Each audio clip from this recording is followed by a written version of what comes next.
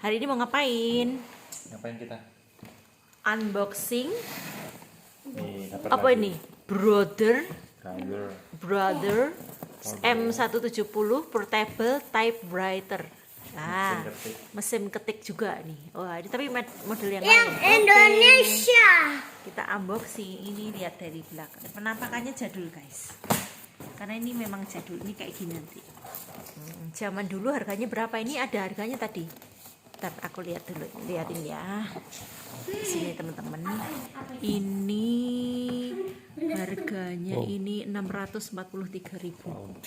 Tahun kapan ya? Tapi nggak apa-apa. Wow. Yuk.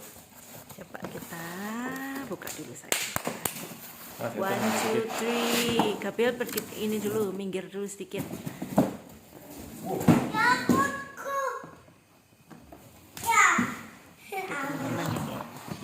Oke, penampakannya kayak gini dulu. Oke, bukanya kayak apa tadi? Oke. Boleh mantap. Oke, Wow. guys. Ini Ini Brother. yang mereknya Brother M17 pelan-pelan Gabriel. Ini yang lebih canggih, guys. Lebih bagus lah penampakannya. Lebih modern ya. Lebih baru. Sama aja teman-teman, ini mesin ketiknya. Gitu ya caranya. Ini nggak usah dengan kekuatan super, dia udah tetap aja sih harus jedeknya gini. Tapi lebih Ringan ya, ringan. lebih ringan, dia lebih cepat kinerjanya. Ini apa?